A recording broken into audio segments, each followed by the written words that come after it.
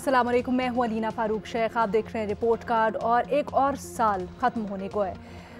बहुत से मद्दोजज़र, बहुत सी तब्दीलियाँ हमने इस साल में देखी, लेकिन इससे पहले कि हम आगे बढ़े 2024 की बात करें, ज़रा एक नज़र डालते हैं पीछे साल 2023 पर। हम लोगों ने कुछ सवालात कंपाइल किए हैं और अपने तज्जियाकारों के सामने आज हम रखने जा रहे हैं वो, और जानेंगे कि उनकी उसके ऊपर क्या राय है। तो सबसे पहले तारुफ करवा दूँ, आज हमें ज्वाइन कर रही हैं मेमल सरफराज साहिबा। मज़हर अब्बास साहब मेरे साथ स्टूडियोज़ में मौजूद हैं, इस्लामाबाद स्टूडियो से हमारे साथ मौजूद हैं फ़खर दुरानी साहब, उमर चीमा साहब और इरशाद भट्टी साहब भी। पहला सवाल हमारा अपने एनालिस्ट के लिए ये है कि 2023 में पाकिस्तान का सबसे बड़ा मसला क्या रहा? सबसे पहले आंसर उमर चीमा साहब, आप बताइएगा। अलीना, मेरे ख्याल में जो पाकिस्तान का सबसे बड़ा मसला 2023 का है, ये पहले सालों का भी है, और वो है सिविल मिलिट्री रिलेशंस।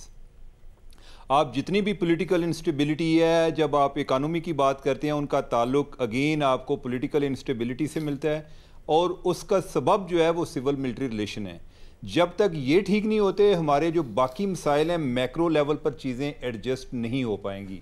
तो मैं इसको सबसे अहम मसला समझता हूँ, अभी का भी और पहले का भी। और मैं समझता हूँ कि जो गवर्नमेंट बनेगी उसको भी इकानमी से ज्यादा इस चीज पर फोकस करना पड़ेगा। आगे की आगे जाके बात करेंगे, अभी हम 2023 की बात करें। महमल, 2023 का सबसे बड़ा मसला पाकिस्तान का क्या था? देखिए अलीना, मेरे ख्याल में एक तो जो मईशत है वो सबसे बड़ा मसला था, क्योंकि हमें ऐसे लगा कि जैसे वो कोलैप्स करने लगा है पूरा का पूरा इकोनॉमिक सिस्टम, और अभी भी कोई उसके बारे में ख़ास होप नहीं है, हम बच तो गए। और दूसरा जो पॉलिटिकल सिस्टम है हमारा, वो भी क्रैश कर गया। तो मेरे ख्याल में ये जो है, ये दो सबसे बड़े मसले हैं, मुआशी और सियासी कोलैप्स जो हो रहा है। ज़बरदस्त। भट्टी साहब, पहले तो एडवांस सबको नया साल मुबारक, और दूसरा सियासी अदम इस्तेकाम और बदतरीन मईशत। मज़े साहब उसमें से मैं सियासी निकाल दूंगा। हाँ। सिर्फ अदम इस्तेकाम। देखिए, अच्छा। हर शोबे में आपको एक जुडिशल एक्टिविज्म, हर जगह आपको एक्टिविज्म नज़र आएगा उसके अंदर, जिसकी वजह से uncertainty is the only certainty in 2023। Sad. Fakhar, मेरे ख्याल में जो कॉन्स्टिट्यूशनल क्राइसिस है, आपने पिछले एक साल में देखा है, सबसे बड़ा पाकिस्तान का इस टाइम जो है वो कॉन्स्टिट्यूशनल क्राइसिस है। क्योंकि हम इदारों के हदूद का तयन की बात तो करते हैं कि अपने हदूद में रहें, लेकिन कोई भी हमारे जो कॉन्स्टिट्यूशन है उसमें हदूद डिफ़ाइन नहीं है। तो हमें आइन को रीराइट करने के हवाले से और कॉन्स्टिट्यूशन में जो हदूद हैं उनको डिफ़ाइन करने के हवाले से कॉन्स्टिट्यूशनल फ्रेमवर्क में जो भी अगली हुकूमत है वो करे। अदरवाइज़ ये हम इसी तरह लड़ते झगड़ते रहेंगे और जमहूरियत इसी तरह ही गैर मुस्तहकम रहेगी। दूसरा हमारा सवाल अपने तज्जियाकारों के लिए कि साल 2023 पाकिस्तान में जमहूरी तरक्की के हवाले से कैसा रहा? भट्टी साहब। जमहूरियत ना कभी थी, ना कभी है और ना हमारी ज़िंदगियों में कोई आने का उम्मीद है। 2023 आइन टूटा सुप्रीम कोर्ट के फैसले रद्दी की टोकरी में, और जाली और अधूरी पार्लियामेंट मजाक बनी, लिहाजा अफसोसनाक और शर्मनाक। महमल। अलीना, देखिए ये बात सही नहीं है कि यहाँ पर जमहूरियत नहीं थी। 2008 में मिलिट्री डिक्टेटरशिप के बाद एक जमहूरी निज़ाम आया, वीक था, लेकिन फिर उसके बाद जमहूरियत की ट्रांजिशन हुई 2013 में। अनफॉर्चुनेटली 2016-17 के जो फैसले हुए एक हाइब्रिड निज़ाम के हक़ में, उसकी वजह से आज हम ये बात कर सकते हैं कि एक हाइब्रिड निज़ाम की वजह से तसलसल जो एक जारी है उसने जमहूरियत को ना सिर्फ वीक किया है, बल्कि अब एक परमानेंसी सी लगती है हाइब्रिड निज़ाम की, जो कि पाकिस्तान के पूरे जमहूरी सिस्टम को वो ख़तरे में डाल रही है। मज़े साहब। देखिए, मुतवातिर जमहूरियत पर हमले, आप जो भी कहें, जमहूरियत हम कैसे कहते हैं दुनिया भर में देखें, सबसे बड़ी जमहूरियत जिस मुल्क में, वहाँ सूरत हाल देख लें और जगहों पे देख लें सूरत हाल। मसला ये है कि प्रोसेस चलने ही नहीं दिया जाता। जब भी चलना शुरू करता है, कहीं ना कहीं डिरेल कर जाता है प्रोसेस, और डिरेल करवा दिया जाता है। कभी प्रोजेक्ट्स लाए जाते हैं, कभी ख़त्म किए जाते हैं, कभी हुकूमत बनाई जाती है, कभी तोड़ी जाती है, कभी जमातें बनाई जाती हैं, कभी। तो जमहूरी हमल पर मुसलसल हमलों ने जमहूरियत को सबसे ज़्यादा नुकसान पहुँचाया है। फ़खर। जमहूरियत कोई मिसाल ही नहीं है, और ये आज से नहीं, या 2023 के साल से नहीं, माजी से भी इसी तरह आ रहा है। और अगर इसको मुस्तहकम करना है जमहूरियत को, तो हमें पार्लियामेंट को मुस्तहकम करना होगा। और पार्लियामेंट में मुस्तहकम करने के लिए पार्लियामेंट के जो आइन में अख्तियारात दर्ज करने होंगे, जिस तरह अमेरिका के आइन में है, उनके आर्टिकल 6A में, कि जंग हो, किसी मुल्क में सफ़ीर तयन करना हो, कोई भी हो, तो उनकी कांग्रेस से इजाज़त लेनी पड़ती है। लेकिन रहा कैसा? हम अपनी रहा कोई मिसाल ही नहीं है पाकिस्तान के लिए जमहूरी तौर पे। 23 नहीं रहा मिसाली। उमर जी जी अलीना, जमहूरियत 2023 में ज़वाल पजीर हुई है और एक सवालिया निशान बन गई है कि हमारा फ्यूचर क्या होगा उस वाले से। इसकी कमज़ोरी में जब हम बात करते हैं तो मेरा ख्याल है कि उस टाइम तक ये मजबूत नहीं होगी कि वो लोग जो कि जमहूरियत के दावेदार हैं उनके अपने रवैये में कोई इम्प्रूवमेंट आए, और कोई एक हमारा जो एक रूल्स ऑफ इंगेजमेंट्स हैं वो जब तक रिवाइज नहीं होते, जमहूरियत दिन ब दिन मज़ीद ज़वाल पजीर होगी, और ये अभी भी ज़वाल पजीर है। हमारा अगला सवाल, साल 2023 में पाकिस्तान के लिए सबसे अच्छा लम्हा कौन सा रहा? महमल। मेरे ख्याल में बंदयाल साहब की रिटायरमेंट, क्योंकि जो एक सियासी अदम इस्तेहकाम में जुडिशल इस्टेब्लिशमेंट का रोल था, वो अच्छा हुआ कि वो चले गए, और उसके बाद एक थोड़ी सी जो है क्रेडिबिलिटी रिस्टोर हुई। अच्छा, भट्टी साहब। अदालती जिस दिन पीडीएम हुकूमत से जान छूटी, उस दिन वो मेरा ख्याल से इस बदतरीन साल में से डिसअपॉइंट किया आपने मुझे लगा आपकी महबूब कायद की वापसी होगी। नहीं, वो तो कमाल है ना, वो अच्छे छुट्टी भी दी भट्टी साहब को, भट्टी साहब छुट्टी खा गए, महबूब कायद की वापसी को उन्होंने नहीं कुछ कहा। मज़े साहब, कौन सा सबसे अच्छा लम्हा? आज का लम्हा जो आज एक ख़बर है वो मेरे नुक्ते नज़र से पाकिस्तान की बहुत पॉजिटिव ख़बर है, और वो ये कि टूरिज़म में पाकिस्तान बेस्ट परफॉर्मर का अवार्ड मिला पाकिस्तान को। और ये वो शोबा है जो साल से नज़रअंदाज रहा। अगर आप सिर्फ टूरिज़म को डेवलप करें, और एक बड़ा वसी सब्जेक्ट है, पाकिस्तान में इतने साइट्स हैं, टूरिस्ट साइट्स हैं, हम उसे डेवलप ही नहीं करते। उसके बावजूद टूरिस्ट आते हैं, उसके बावजूद आपको उससे अर्निंग्स भी होती हैं। तो आज जो ख़बर थी, ये ख़बर थी कि Pakistan ranked among the best performers in 2023। मेरा ख्याल है ये वो लम्हा था जो शायद कुछ लोगों के चेहरों पे मुस्कुराहट लाए। यकीनन। उमर, मेरे ख्याल जिस दिन ये ऐलान हुआ था कि 8 फरवरी को इलेक्शन हो रहे हैं, मेरे ख्याल कि ये एक वाहिद चीज़ है कि जिधर कोई हम एक बेयकीनी की कैफियत से निकले, बाकी सारी चीज़ों पे सवालिया निशान है सिवाय इसके कि इलेक्शन हो रहे हैं। तो वो जो दिन था वो एक मुस्बत, इस लिहाज से मुस्बत था कि हमको आगे की तरफ बढ़ रहे हैं। फ़खर, आपके लिए कौन सा अच्छा लम्हा? मेरा ख्याल है काजी फ़ायज़ ईसा का चीफ़ जस्टिस बनना जो है इस साल का पाकिस्तान में एक अच्छा मैं समझता हूँ कि वो दिन था, क्योंकि वो उन्होंने चीफ़ जस्टिस बनने के बाद अपने जो अख्तियारात हैं वो नीचे 2 और जजेस में भी उन्होंने मुंतकिल करने के लिए कानून साजी जो है वो उसको मंजूरी दी। उसके बाद फिर कुछ ऐसे जो केसेस हैं वो टेकअप किए जो कोई पिछले 6 चीफ़ जस्टिस नहीं कर सके थे। तो वो एक अदलिया में एक बेहतरी की उम्मीद के तौर पे ये पाकिस्तान में मेरा ख्याल है देखा जाएगा उनको। बहुत सारे और हमारे पास सवाल आते हैं, हम चाहेंगे ज़रा इंटरैक्टिव उनके ऊपर गुफ्तगू करें, लेकिन एक छोटी सी ब्रेक लेनी है पहले, उसके बाद वापस आते हैं। यह है 2023 का रिपोर्ट कार्ड, और अपने तजियाकारों से हम मुख्तलिफ सवाल पूछें। बड़ा सियासी तौर पर तेज़ रहा ये साल, तो अगला सवाल अपने तजियाकारों के लिए ये है कि साल 2023 में सियासी बिसात पर कौन सी चाल थी, किसकी सबसे अच्छी चाल रही? महमल, कौन सी चाल और किसकी? देखिए अलीना, असल में मसला ये है कि अगर हमें शायद ये चीज़ रियलाइज़ ही नहीं होती कि एक पूरा का पूरा पॉलिटिकल निज़ाम जो है पाकिस्तान का वो कोलैप्स करके, and everybody is a net loser. तो मेरा नहीं ख्याल कि कोई भी ऐसी कोई बिसात होगी या कोई चीज़ होगी कि हर किसी ने इधर जो है लूज़ ही किया है, गेन नहीं किसी ने कुछ किया। ओके, मज़े साहब? नहीं, मैं एग्री विद महमल। मेरा ख्याल है जिसने भी चाल चलने की कोशिश की वो उसी के गले पड़ गई चाल।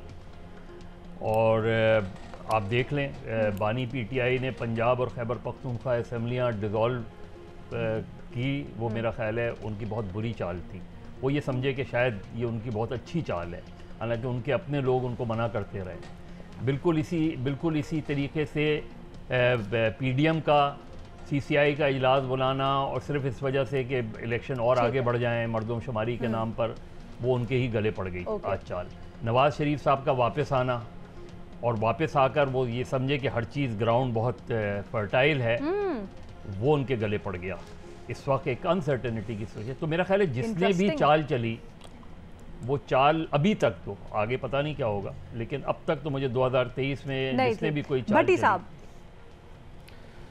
मेरा महबूब कायद मियां मोहम्मद नवाज शरीफ जो वापस आ गए हैं मगर वापसी नहीं हो पा रही, गो के वापस आ गए हैं मगर वापसी नहीं हो पा रही, लेकिन अरमा हुए पूरे दिल के ये साल जो चाल मेरा महबूब कायद। उमर, कौन सी चाल सबसे अच्छी रही, सियासी चाल? देखें, एक तरफ जिस तरह मज़हर साहब भी बात कर रहे थे PTI की कि उन्होंने ख़ुद के हमले किए और उनको काफ़ी महंगे पड़े हैं, तो वो अगर हम उस लिहाज से देखें तो वो चाल भी अच्छी नहीं थी। दूसरा, नवाज शरीफ ने जो किया, एक टाइम था कि जब वो अपनी बेगम को छोड़ के पाकिस्तान आए थे, उनका ख्याल था कि वो चाल अच्छी थी कि वो एक हाई मॉरल ग्राउंड पर आ रहे हैं, लेकिन वक्त ने साबित किया कि सिस्टम ओवरऑल उनके ख़िलाफ़ चल रहा था और उनको इवेंचुअली उन्होंने किसी ना किसी बहाने इधर से बाद में 1-2 साल बाद निकलने में अफियत जानी। अगर मौजूदा सूरत हाल में कंपैरेटिवली हम बात करें तो मेरा ख्याल है कि जो नवाज शरीफ का फैसला है वो ज़्यादा बेहतर है, यानी कि हम देख रहे हैं एज अ अचीवर कि गेन कौन कर रहा है। कि एक टाइम था कि पहले कह रहे थे जी कि कोई नून लीग का टिकट नहीं लेता, अब जो नून लीग के टिकट के लिए लोग कम्पीट कर रहे होते हैं। बट आपको नून लीग और नवाज शरीफ की चाल ज़्यादा अच्छी है। चीज़ें जो मौजूदा अगर देखा जाए, जिस तरह लेवल प्लेइंग फील्ड के हवाले से बात की जाती है कि PTI को नहीं दी जा रही, तो उस हवाले से जो हालिया एक उनका ऑनलाइन जलसा था, वो मैं समझता हूँ कि एक अच्छी उनकी एक स्ट्रेटजी है टैकल करने के लिए जो मौजूदा एक सेंसरशिप का या वो जो भी है। लेकिन उसके अगेंस्ट फिर इमरान खान ने ये जो वकला वाली है कि जो गौहर खान को उन्होंने बनाया है अपने पार्टी का चेयरमैन, वो सबसे बुरी चाल के तौर पे मैं देखता हूँ। और ज़्यादातर वैसे पॉलिटिकल जितनी भी सियासतदानों ने चालें चली हैं वो कोई कामयाब मुझे नहीं नज़र आई। ठीक है जी। मैडम शेख, मेरे महबूब कायद के अलावा वक्त चाल चल गया है सारों के साथ, ये वक्त बताएगा, सब सारे में है। क्या बात मेरा है, महबूब कायद के अलावा। आ जाए फिर अगले सवाल पे भी आ जाते हैं। साल 2023 आलमी मंजरनामे पर या खारजा महाज पर पाकिस्तान के लिए कैसा रहा, मज़हर साहब? नहीं, मेरा ख्याल है बहुत अच्छा नहीं रहा। आपके कोई नए दोस्त नहीं बने, आपकी दोस्तियाँ बहुत मुस्तहकम नहीं हुई, एक गैर यकीनी सूरत हाल से आप आज भी गुज़र रहे हैं। इसलिए मेरे नुक्ते नज़र से आपने कहीं इम्प्रूवमेंट मुझे नज़र नहीं आ रही आलमी मंजरनामे पे कि पाकिस्तान ने अपने कुछ दोस्त बनाए हों, अपनी कुछ दोस्ती मुस्तहकम हुई हो। हाँ, किसी से ताल्लुकात बहुत ज़्यादा ख़राब हो गए तो शायद कम अब सूरत हाल। अच्छा, हालांकि बिलावल वज़ारत ख़ारजा में थे महमल। जी एलिना, देखिए बात यह है कि एक्चुअली मेरे तो ख्याल में कि ये कदरन बेहतर है, क्योंकि 2022 में हमने इमरान खान साहब की वजह से देखा था कि एक फॉरेन पॉलिसी का कंप्लीट ब्रेकडाउन हो गया था, तो हम Aahista Aahista slowly but surely उससे रिकवर कर रहे हैं। और इस साल हमने किया, आप देख लें, वेस्ट के साथ ताल्लुकात हो, अमेरिका के साथ हो, अरब ममालिक के साथ एक पूरा ब्रेकडाउन हो गया था, वो चाइना के साथ हो, तो हमारे बेहतर एक रिकवरी की तरफ जा रहे हैं। हाँ, दूसरी बात ये होती है कि ज़ाहिर बात है जब हमारी अपनी स्टैंडिंग इकोनॉमिक या वैसे जो स्टैंडिंग होती है ग्लोबली वो उतरी नहीं है, तो उसकी वजह से अगर आप उस तनाजुर में देखें फिर एक और बात है, बट ओवरऑल अगर आप पिछले साल से कंपेयर करें तो इस साल बहुत बेहतर है। उमर, देखिए, कोई चीज़ें हैं कि जो अभी एक प्रॉमिस स्टेज पर हैं, जिस तरह इन्वेस्टमेंट की बात कर रहे हैं, अगर वो मटीरियलाइज हो जाती हैं तो उस लिहाज से तो हमारी ये काफ़ी अचीवमेंट है। लेकिन ये इसमें एक बहुत बड़ा इफ़ अभी बाकी है कि जो चाइना से हम इंतज़ार कर रहे हैं जो इन्वेस्टमेंट का, या मिडल ईस्ट से, यही हमारी इस दफ़ा की सबसे बड़ी एक कामयाबी है कि हम उम्मीद पर 2023 से 2024 में दाखिल हो रहे हैं। ठीक है, भट्टी साहब। मैडम शेख, अच्छी बात यह है कि बिलावल भुट्टो ने मुल्क मुल्क जाकर अपना CV बांटा, और बुरी बात यह है कि क़यादत लेस और लीडर लेस पाकिस्तान के लिए ये साल बहैसियत खारजा पॉलिसी अफसोसनाक, शर्मनाक। फ़खर, आप इत्तफाक करते हैं भट्टी साहब से? नहीं, मैं भट्टी साहब से भी इत्तफाक नहीं करता, और मैं महमल साहिबा का जो है पार्शली उनसे एग्री करता हूँ कि ओवरऑल जो है आपकी इंटरनेशनल ना पहले कोई इतनी ज़्यादा स्टैंडिंग थी इंटरनेशनल फोरम्स के ऊपर, ना अब है। लेकिन जिस तरह उमर चीमा साहब ने कहा है कि शायद इन्वेस्टमेंट कोई बड़ी आ जाए तो ये एक हमारे लिए ज़्यादा एक बेहतर जो है एक कामयाबी होगी 2023 की इंटरनेशनल हवाले से, जो कि मैं समझता हूँ कि नहीं होगी। इतनी बड़ी इन्वेस्टमेंट जो है वो पॉसिबल ही नहीं होती। तो ये शायद पाकिस्तान की जब तक अपना माशी तौर पे बेहतर नहीं होंगे, हमारे इंटरनेशनल लेवल पे जो रिलेशंस है वो कभी एक और महाज था जिस पे हमने देखा बहुत हरकत होती रही है, और वो था अदालती महाज। बहुत से केसेस गए, सियासतदान गए, अदालतों का रुख किया। तो अदालती कारकर्दगी कैसी रही 2023 में उमर? अदालती कारकर्दगी मिक्स रही अलीना। देखें ओवरऑल जो एक तकसीम का माहौल है उसमें जजेस भी तकसीम हैं, और उस लिहाज से कोई मैं बहुत ज़्यादा मैं नंबर नहीं दे सकता जी कि अदालती कार्रवाई को बड़ी अबव बोर्ड रही, या जिस तरह काजी फायजी से आए थे तो लोगों की तवक्कुआत उनसे थी। हाँ, कदरे यानी कि अगर उनका मुआवजना उमरताब बंदयाल साहब से किया जाए तो बहुत बेहतर है, लेकिन अभी काफ़ी कुछ करना अभी बाकी है और इम्तिहान के मरहले और भी हैं। अच्छा, फ़खर बड़े होपफुल थे और उन्होंने सबसे अच्छा मरहला मोमेंट करार दिया फ़खर? नहीं, जो अदालती देखें दो उस पे है, एक जो प्री जस्टिस काजी फायद ईसा है और एक पोस्ट जस्टिस काजी फायद ईसा है। टोटली डिफरेंट उसका मैं उसको रेट करता हूँ। जो प्री था उस पर बहुत ज़्यादा मैं समझता हूँ कि हमारे जो अदालती वो था वो कोई अच्छा नहीं रहा, क्योंकि इनक्रोच किया गया पार्लियामेंट के जो पार्लियामेंट का दायरा अख्तियार है उसको। एक सिंगल मेंबर बेंच जो है कॉन्स्टिट्यूशन को रीराइट भी कर रहे हैं, कॉन्स्टिट्यूशन की इंटरप्रिटेशन भी कर रहे हैं। तो ये ओवरऑल जो है वो मिक्स है। जो जस्टिस काजी फायद ईसा से पहले की जो अदालतें थी उसके बाद और उसके बाद की जो टोटली समझता हूँ कि डिफरेंट उनका रवैया रहा है। मैडम शेख, साल का पहला हिस्सा अफसोसनाक और साल के दूसरे हिस्से में जहाँ से वापसी शुरू होती है मेरे महबूब कायद की, वहाँ से शर्मनाक। तो अफसोसनाक और शर्मनाक। अब मुझे लग रहा है सारे आंसर्स इसके बाद ऐसे ही होंगे। याद जो करा दिया भट्टी साहब को। मेहमल, थैंक यू। देखिए अलीना, मैंने तो पहले भी ये कहा कि बंदयाल साहब की रिटायरमेंट एक बहुत अच्छा लम्हा था, क्योंकि उसके बाद हमने देखा कि अदालत की क्रेडिबिलिटी जो है वो रिस्टोर हुई। इलेक्शन की तारीख हमें सुप्रीम कोर्ट ने लेकर दी। अभी भी सुप्रीम कोर्ट के ऊपर या अदालतों पे बहुत तनकीद होती है, उसके बावजूद, इतना प्रोपेगेंडे के बावजूद वो बिल्कुल मेरिट के ऊपर फैसले दे रहे हैं। बेशक वो PTI के फेवर में भी हों, लेकिन एक मेरिट के ऊपर हो रहे हैं। ऐसे नहीं है कि एक बेंच बन जाता था, पता होता था इन्होंने क्या करना है। तो वो प्रिडिक्टेबिलिटी भी खत्म हुई और एक क्रेडिबिलिटी भी रिस्टोर हुई है। अच्छे फैसले कुछ हो रहे हैं, तो ये ठीक है, कोई बात नहीं। यानी कि पोस्ट बंदयाल अदालती कारकर्दगी अच्छी रही है। ओके, देखिए, मेरा ये कंसीडर्ड ओपिनियन है कि हमारा निज़ाम मुंजमद है गेट नंबर 4 से कोर्ट नंबर 1 के दरमियान। कोर्ट नंबर 1 बहुत ज़्यादा पोलिटिसाइज, बहुत ज़्यादा पोलराइज हो गया, और आगे भी मुझे यही लगता है। आज एक चीफ जस्टिस बहुत अच्छे लग रहे हैं हमें, कल के चीफ जस्टिस जो आएंगे वो शायद और मुतनाज़ा हो जाएं, उसके बाद और मुतनाज़ा हो जाएं, क्योंकि एक जुडिशरी की पोलराइजेशन पाकिस्तान के लिए एक बहुत बुरी खबर है, क्योंकि ये वाहिद फोरम है जहाँ लोग उम्मीद लगा के जाते हैं। अगर वही पोलराइज हो जाए और मुझे ये लगे कि मेरी अदालत मेरी मर्जी, तो फिर आपका सिस्टम आगे नहीं बढ़ सकता।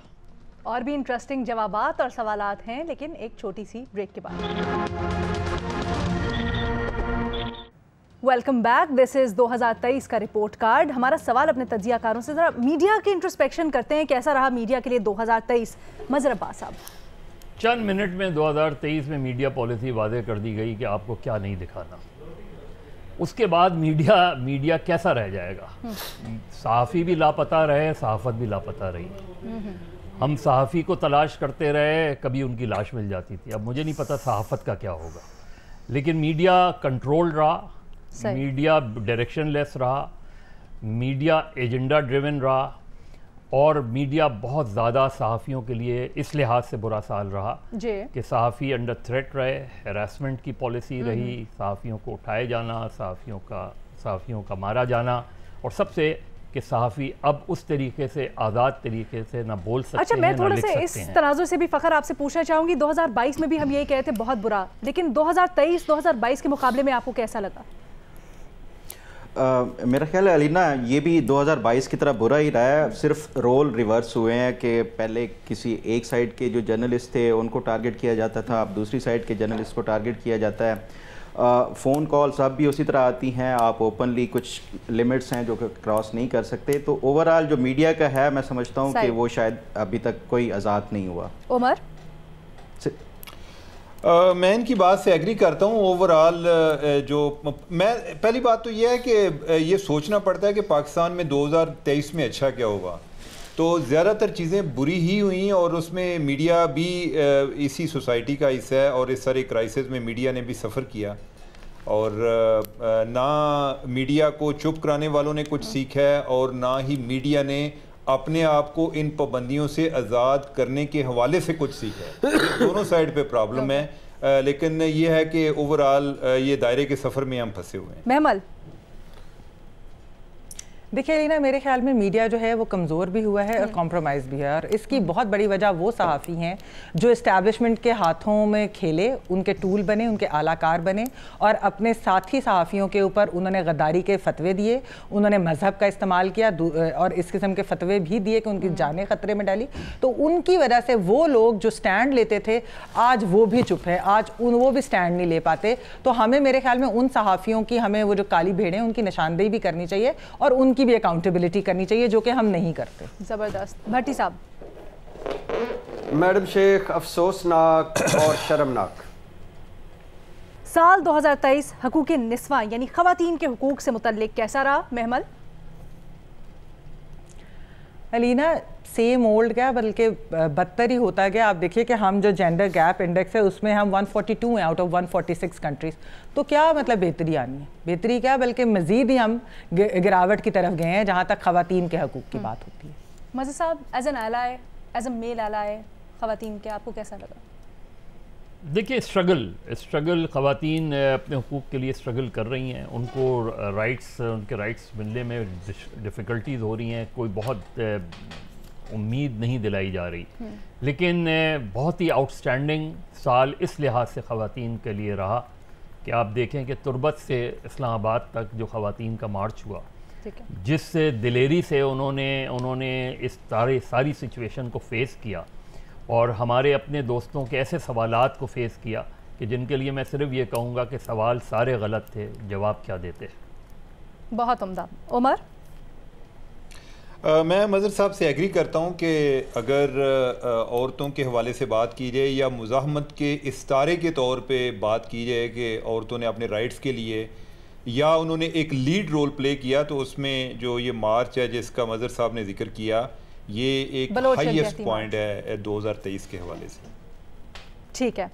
फ़खर, मेरा ख्याल है ये एक एवोल्यूशन का प्रोसेस है कि आहिस्ता आहिस्ता ग्रेजुअली वो होगा कोई ख़वातीन के जो हकूक़ हैं उस हवाले से, लेकिन कोई मिसाली नहीं है। पाकिस्तान में 51% जो है आपकी टोटल पॉपुलेशन का है, लेकिन आप ये देखें कि कितने परसेंट उसमें से जो आपका इकनॉमिक एक साइकिल है उसमें उनको शामिल किया गया है। क्या अभी भी क्या ख़वातीन को आज़ादी से जॉब करने के या मुलाजमत करने के हवाले से कोई इजाज़त है या नहीं है, या ओवरऑल उनके दीगर जो हकूक़ देखे जाएँ, चाहे वो डोमेस्टिक हों या आपके बाकी हकूक़ हों, तो कोई इतना ज़्यादा बेहतर नहीं है, ज़्यादा बेहतर नहीं हुआ। भट्टी साहब। मैडम शेख, 2023 हकूक़ नस्वां छोड़ें, यहाँ अब हकूक़ मर्दा भी नहीं मिल रहे, लिहाजा एक बार फिर अफसोसनाक और शर्मनाक। ठीक है जी। अब है मेरा जी एक चीज़ छोटी सी, ऑफ कोर्स मैं सिर्फ ये चीज़ ऐड करना चाहती हूँ कि देखें, ख़वातीन हमेशा बिल्कुल फोर फ्रंट पे रही हैं, स्ट्रगल के भी बहुत बहादुर भी रही हैं। बलोच ख़वातीन जो ये कर रही हैं प्रोटेस्ट, बिल्कुल उनको सलूट। लेकिन यहाँ पर जो वाक़यात हो रहे हैं, आप देखिए कि कोहिस्तान वाला आपको वाक़या जो है वो पहले कितने साल पहले एक उस तरीके का वाक़या हुआ, फिर हुआ, और बलोच ख़वातीन, उनकी तो बहादुरी को बिल्कुल सलाम और बाकी ख़वातीन की बहादुरी को सलाम। लेकिन रियासत किस किस्म का कर रही है? तो बेसिकली जो हकूक़ निस्वा की बात हो रही है, तो रियासत ने क्या किया ख़वातीन के लिए, पाकिस्तान की औरतों के लिए, उस लिहाज से मैं बात कर रही थी कि ये जो है एक्चुअली हम बद से बदतर होते जा रहे हैं, इंप्रूव नहीं कर रहे। बिल्कुल सही। अच्छा जी, अब अगला सवाल है मेरा फेवरेट सवाल। रिपोर्ट कार्ड में जो हमारे एनालिस्ट हैं, उनका पसंदीदा एनालिस्ट या तज्जियाकार कौन रहा 2023 में? महमल। देखिए अलीना, वैसे तो मुझे अपनी दोनों साथी खवातीन एनालिस्ट बेनज़ीर शाह और रीमा उमर जो है वो मेरी पसंदीदा है, और बाकी भी सारे मुझे बहुत पसंद है। लेकिन अगर फिर मुझे एक और नाम मैं ऐड कर लूँ, वो है शहजाद इकबाल साहब। मुझे शहजाद के जो तज्ज़िये हैं मुझे बहुत अच्छे लगते हैं, लेकिन ओवरऑल रिपोर्ट कार्ड के सारे तज्ज़ियाकार मेरे साथ बहुत अच्छे हैं। दोस्त ने दोस्त का नाम लिया है, ये तो अनफेयर है, ये तो अनफेयर है। ऐसे नहीं, एक नाम दोस्त और दुश्मन का नाम कौन, मेरा दुश्मन कौन है अलीना, ये क्या कहना चाह रही है? और भी कोई तज्जियाकार है ना, शहजाद तो अच्छे ही हैं, और कौन है? भट्टी साहब नहीं? अच्छा, नहीं बहुत अच्छे हैं सारे, बहुत अच्छे हैं सब। बहुत बुरी हैं आप महमल, बहुत बुरी हैं आप। उमर, आपको कौन? देखें, ये सवाल हमसे होना ही नहीं चाहिए था, ये कोई और लोग बता सकते हैं। हम तो सब खुद इस यानी कि हम अपने आप को कैसे जज करेंगे या अच्छा अपना नाम नहीं लेना उमर। देखिए मैं डिस्क्लेमर दे देती हूँ, अपने अलावा आपका पसंदीदा सिर्फ देखें सिर्फ अपना ही मसला नहीं है ना, तो मैं अपना ही अगर किसी पसंदीदा और का नाम लूंगा, अगर किसी और का नाम लूंगा और दो साथी जो है उनके दिल में बात आती है, इतने दबंग सहाफी हैं सारे के सारे यहाँ पे बैठे हुए, ले नाम मैं कहती हूँ आज। बस ये है कि मैं अपना फैसला महफूज रखता हूँ। ये ले, ओहो फखर। मैं क्योंकि अभी नया आया हूँ तो मुझे इतना ज़्यादा नहीं है, तो फैसला मैं भी महफूज रखूंगा 2024। नहीं, ये सियासतदानों वाली बात नहीं ना, तज्जियाकारों वाला जवाब दिया। मैं भी ट्रेनिंग में हूँ है। एग्जैक्टली। देखिए आप लोग से पूछ इसलिए वैसे सारे ही अच्छे हैं, चाहे वो भट्टी साहब हो, हर एक का अपना एक डिफरेंट पॉइंट ऑफ व्यू होता है, और हर एक जो है अपने हिसाब से मेरा ख्याल है कि बेहतरीन है सब। बड़ा ही डिप्लोमेटिक और वो सियासतदानों वाला जवाब फखर ने दिया है। मज़े साहब आप बता दें खुल के आज। बेनज़ीर शाह, देखिए उसकी वजह यह है कि मैंने ये महसूस किया कि पूरे साल जो भी सब्जेक्ट है उस पर वो कहीं ना कहीं जो है उस पर स्टडी करती हैं और मालूमात करती हैं। कोई इवेंट पर हम इवेंट वाली गुफ्तगू कर रहे होते हैं तो उन्होंने किसी ना किसी से कांटेक्ट करके उसका इनपुट लिया होता है। बिल्कुल, हाँ। इसी तरीके से आप चीज़ों को एनालाइज करते हैं कि अगर आप ग्राउंड पे रह के लोगों से राब्ते में रहते हैं और आपको पता होता है कि ये इवेंट हुआ है, इस बारे में इनसे मालूमात हासिल कर ली जाए, इनसे बात कर ली जाए, चाहे वो वकील हों, चाहे वो सीनियर अफसर हो भट्टी साहब के। इसलिए मेरा ख्याल में, वरना जनरली तो सबका अपना अपना पर्सपेक्टिव होता है, लेकिन आई फाउंड हर कि एज ए रिपोर्टर उन्होंने बड़ी अच्छी कंट्रीब्यूट किया है। भट्टी साहब। Madam Sheikh, on serious note, Irshad Bhatti. Sir मैं हूँ, मेरा फेवरेट भी मैं हूँ, लेकिन रियली सच्ची बात कर रहा हूँ, मैं दिल से कर रहा हूँ। आपके लिए एक शर्त है, वजह भी बतानी पड़ेगी। बस मुझे इरशाद भट्टी बहुत पसंद है। क्यों? किसी और ने नाम नहीं लेना, wants to know, the nation wants to know। सुनिए, चाहते बेदलील हुआ करती हैं जी। अच्छा, फिर मैं आपका तज्जिया अपना लेती हूँ। Very disappointing. वो क्या था भट्टी साहब के, क्या दो जुमले थे अभी? अफसोसनाक और शर्मनाक। क्या करूँ? अलीना आप भी बताएं कि आपका कौन रहा है? All in good humour. आप भी तो बताएं भाई। टेक्निकली वैसे ये सवाल मुझसे होना चाहिए, लेकिन स्पीकर तो गैर जानिबदार होता है। गैर जानिबदार होता ही नहीं है स्पीकर तो गैर जानिबदार होता है। स्पीकर के तो सारे के सारे, यहाँ जितने चीफ जस्टिस गुजरे कोई गैर जानिबदार नहीं रहा, इसीलिए मैंने अपने आप को स्पीकर बना दिया। एक और झूठ अलीना। चले इसी के ऊपर हम एक छोटी सी ब्रेक ले लेते हैं, ब्रेक के बाद वापस आएंगे और बातें करेंगे। –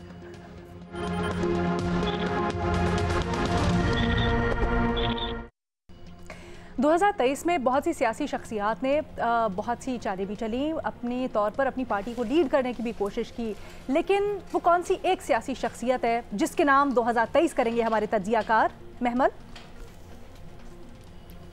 देखिए अलीना, वैसे तो मैं किसी के नाम तो नहीं करना चाहती, लेकिन अगर आप पावर पॉलिटिक्स के लिहाज से देखें तो मियां नवाज शरीफ साहब जो हैं वो इस तरह से कामयाब रहे हैं कि जिन लोगों ने उनको ऊपर एक क्रॉस लगा दिया था, उनको राइट ऑफ कर दिया था, वो उसी वजह से वापस भी आए हैं। और जिस तरीके से उनके जो केसेस और वो सारा कुछ हुआ, तो शायद पावर पॉलिटिक्स के लिहाज से ये उनके लिए एक अच्छा साल रहा। लेकिन अगर वैसे देखा जाए तो ओवरऑल हमारा, मैंने पहले भी कहा, सियासी निज़ाम हमारा एक कोलैप्स कर चुका है, everyone is a net loser. Okay, फखर।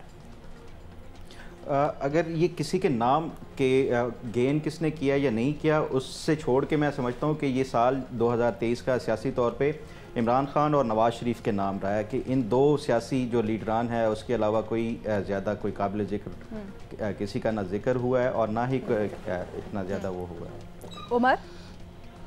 मेरा ख्याल है इमरान खान कि हमारी जो सियासत है वो प्रो और एंटी इमरान खान के इसी पे घूमती रही है, तो जो एक सेंट्रल कैरेक्टर था वो इमरान खान थे। मज़े साहब? इमरान खान ऑब्वियसली, क्योंकि पॉलिटिक्स रिवॉल्व कर रही है उसी के गिर्द, चाहे आप उसके ख़िलाफ़ बोल रहे हों या उसके हक़ में बोल रहे हों, जुडिशरी ले लें, आप टीवी टॉक शोज़ ले लें, अगर किसी एक शख्सियत को डिस्कस किया गया पूरे साल तो वो इमरान खान। भट्टी साहब? मैडम शेख, बहुत दिल कर रहा था महबूब कायद को यहाँ लाने के लिए, लेकिन अभी तक उनकी वापसी नहीं हुई, लिहाजा शुरू से आखिर तक इमरान खान, पूरा साल इमरान खान के नाम। हम अपना प्रोग्राम क्लोज करने लगे हैं, लेकिन जाने से पहले हम चाहेंगे हमारे तज्जियाकार 2023 को एक लफ्ज़ या एक जुमले में डिफ़ाइन करें। तो स्टार्ट करते हैं मज़े साहब आपसे। गैर यकीनी साल, एक गैर यकीनी सूरत हाल से हम दो चार रहे, और 2022 में भी हम गैर यकीनी सूरत हाल से 2023 में गए थे, और 2023 से हम 2024 में भी एक गैर यकीनी सूरत हाल। गैर यकीनी। उमर? वो जिस तरह कहते हैं ना, it was not nice to meet you, आपको मिलके खुशी नहीं हुई, यानी कि 2023 ऐसे ही था। Good to see you, it was not nice to meet you. Okay, it was not nice to. महमल? मायूसी, होपलेसनेस का साल था ये। फ़खर? मकाफ़ात अमल का साल। वो भट्टी साहब? मैडम शेख, अफसोसनाक एंड शर्मनाक। भट्टी साहब, दैट इज 2 वर्ड्स, दोनों में से एक चूज करें। शर्मनाक। अरे अच्छा जी, हमारे तज्जियाकारों की आपने राय जानी।